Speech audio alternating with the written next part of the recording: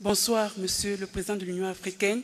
Je suis Janine Fankam, je suis journaliste à Cameroun Tribune. Quand vous dites que l'Afrique a réussi à surmonter ses contradictions à travers l'élection d'hier, est-ce que vous êtes sincère? Et justement, hier, pendant votre discours d'ouverture, vous défendiez l'idée de mettre sur place, d'asseoir une nouvelle commission à travers l'élection. Est-ce que, à travers cette phrase, vous envisagiez déjà l'alternance au niveau de l'institution? La question est adressée à qui? À Monsieur le Président de l'Union africaine. Ah bon, j'ai dit nouvelle commission. Je crois qu'il faut comprendre la commission, la mise en place de la commission, c'est-à-dire la commission de l'Union africaine, appelée à poursuivre, disons, la mission qui lui est confiée, parce que celle qui a été mise en place, n'est-ce pas, son mandat a pris fin. Je crois que c'est dans ce sens-là. Mais je suis sincère en le disant, mais c'est ce que je viens de dire, que nous avons, j'ai lancé un appel pour que nous puissions prendre l'importance de la mesure, c'est-à-dire la nécessité que nous ayons, puisque en réalité, j'ai bien précisé, c'est la commission sortante n'a pas démérité. Je dois être très clair là-dessus. Mon cher et aîné, le président Ping, vous le connaissez bien, regardez-le bien. Je l'ai dit à maintes reprises, il est professionnel, il est technique, il est disponible. Lui et moi, nous avons conduit des missions à maintes reprises. À un moment donné, j'ai fini par lui dire que je suis fatigué. Et à lui de dire, je continue le combat. Au-delà des monts, des vallées, des océans, des mers, il a pris beaucoup de risques. Il est allé partout dans nos foyers, dans les foyers de tension. Il a apporté sa contribution pour le retour de la paix. Je dois vous dire que les commissaires, eux non plus, n'ont pas démérité. Nous avons un mode de désignation, j'allais dire, démocratique. Le président n'a pas été désavoué. Vous comprenez bien. Ce qui est important, et je tiens à ce que vous reteniez cela, c'est que nous avons décidé démocratiquement d'aller aux élections. Et c'est au terme de ces élections que cette commission a été mise en place. Voilà ce que je tenais à vous dire. Et je voudrais vous rassurer que l'Afrique est toujours unie. Vous avez vu dans quel esprit de fraternité et de famille nous avons achevé nos travaux avec une cérémonie de clôture empreinte de cordialité et d'esprit de famille. Mes chers frères et sœurs, l'Afrique est une et indivisible. Elle a décidé de prendre en main son destin dans un esprit de responsabilité. Elle est un grand continent. Et j'emprunte cette phrase au président Ping, c'est-à-dire plus de 22 fois la superficie des terres mondiales cultivables, des terres arabes. Plus de 30 millions de kilomètres carrés, soit 10 fois, je dis bien, soit 10 fois l'Europe, 10 fois l'Inde, 4 fois les États-Unis, 4 fois le Brésil, 3 fois la Chine. Un scandale géologique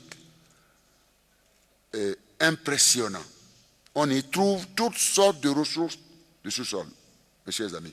En 2050, notre continent sera certainement le continent le plus peuplé du monde, avec plus de 2 milliards d'âmes, avec cette particularité que 60% de cette population sera constituée de jeunes, c'est-à-dire, s'ils sont professionnalisés, eh bien, le continent est un atout, je crois, un pôle d'espoir et d'espérance.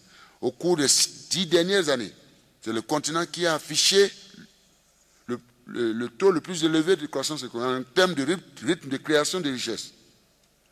Au cours des années à venir, les statistiques sont formelles. L'Afrique sera l'un des pôles de croissance économique qui entraînera, la prospérité dans le monde. Voilà ce que je tiens à vous dire. Et nous y arriverons à une seule. تابعنا أن موضوع مالي كان موضوع محوري في القمة الأفريقية. بنسأل ما هي أهم القرارات التي اتخذت بشأن موضوع مالي وكذلك موضوع النزاع في البحيرات العظمى.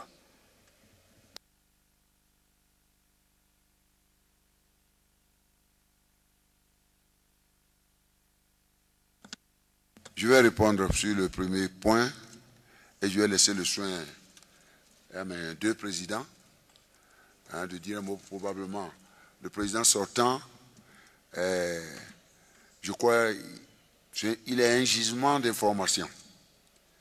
Alors, la situation au Mali, je crois, vous avez parfaitement raison, fait partie des points qui ont été au centre de nos débats. S'agissant des questions de la nécessité de consolider la paix, la stabilité, la sécurité au sein de notre continent. 3 chantiers ont été identifiés. Le premier, c'est de renforcer le retour à l'ordre constitutionnel. Je dis bien, de renforcer le retour à l'ordre constitutionnel, de stabiliser les institutions de la République. Pour ce faire, ce que je suis en train de dire, en réalité, j'emprunte cela aux résolutions, aux décisions qui ont été prises à la dernière session du sommet des chefs d'État et de gouvernement des pays membres de la communauté économique des États de l'Afrique de l'Ouest. Parce que, en réalité, pour des raisons de subsidiarité, la CEDEAO est à la base et appuyée par l'Union africaine et les deux institutions sont appuyées par le Conseil de sécurité et la communauté internationale. Donc ce que le sommet de la CEDEAO a décidé, appuyé par cette session du Conseil de paix et de sécurité, c'est que, en réalité, que nous puissions travailler pour la stabilisation des institutions à Bamako. Donc, pour ce faire, dans la mesure du possible, créer les conditions de sécurité. Est-ce qu'à ce stade, il y aura lieu d'envoyer quelques éléments des troupes de la CEDEAO pour stabiliser ces institutions et favoriser la mise en place d'un gouvernement inclusif qui comprenne, j'allais dire, qui soit le reflet de la classe politique à la mesure de ce qui arrive aujourd'hui à ce pays. C'est-à-dire que nous puissions trouver un gouvernement qui comprendrait toutes les couches, ou toute la classe politique, donc y compris les différentes ethnies, les Arabes, les Touaregs, etc. Outre, naturellement. Donc un gouvernement équilibré, inclusif, et qui soit capable, d'élaborer sa propre vision qui doit être appuyée et acceptée par la communauté internationale. Et à l'appui de la stabilisation des institutions figure également l'assistance au Mali, ce pays frère, pour la reconstitution de son armée, la mise en place du chaîne de commandement, pour permettre à cette armée de faire face aux 2 autres chantiers, lesquels? La restauration de l'intégrité territoriale du Mali et enfin la sécurisation du nord du Mali. Vous comprenez très bien, aujourd'hui, les choses sont claires. Le MNLA, qui est le mouvement qui, depuis lors, se contentait des revendications identitaires, aujourd'hui n'existe plus, a été chassé du nord du Mali. Lequel nord est aujourd'hui occupé par les mouvements terroristes. Terroristes parce que, les pratiques qui sont en cours là-bas au nord du Mali sont dramatiques. C'est la privation des droits de l'homme et des enfants, le non-respect des droits de l'homme. Vous comprenez bien, nous y trouvons la circulation des armes légères de toutes sortes, la circulation de la drogue, le commerce de drogue. Les 6 derniers mois, plus de 100 tonnes de cocaïne ont transité dans cette région. les stupéfiants de tous ordres. Mes chers amis, voici une zone aujourd'hui où la liberté n'existe plus. Et c'est pourquoi, vous avez vu les images où on se met à détruire les monuments historiques qui font la fierté de l'humanité, reconnus comme patrimoine universel. Vous avez vu vous-même. Eh bien, Tombouctou est une cité historique. Tout est en train d'être détruit aujourd'hui. Alors voilà, lorsque je parle du terrorisme, nous avons découvert la gravité de ce qui se passe au Mali. C'est-à-dire qu'il s'agit d'un fléau dont il faut absolument se débarrasser. Nous croyons qu'au départ, il fallait le dialogue. Il n'est pas exclu. Mais à un moment donné, nous prendrons nos responsabilités. La CEDEAO a promis de prendre ses responsabilités sans exclure l'intervention militaire le plus tôt que possible et dès que possible. Et dans cette opération, elle a, avec l'appui de l'Union africaine, saisi le Conseil de sécurité pour obtenir de ce dernier, eh bien, l'appui politique, logistique, la couverture aérienne, les armements, les renseignements, etc., etc. Donc voilà, je crois que toutes ces décisions qui avaient été prises au dernier sommet de la Communauté économique des États de l'Afrique de l'Ouest, les résolutions prises à ce sommet ont été confirmées par cette session du Conseil de paix et de sécurité. Voilà ce que je peux dire sur cet élément.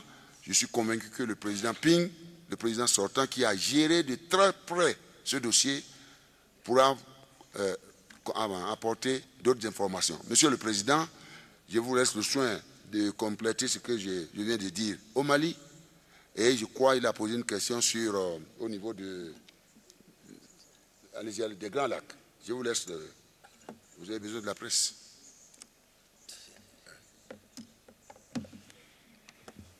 Monsieur le Président, je vous remercie. Je ne vais pas revenir sur le Mali.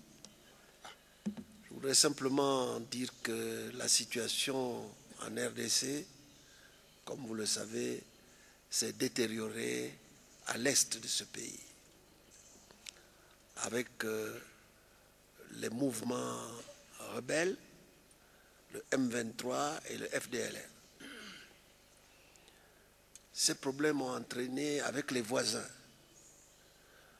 notamment le Rwanda, des difficultés. La RDC cherche à restaurer l'autorité de l'État dans cette région, l'Est de Kivu.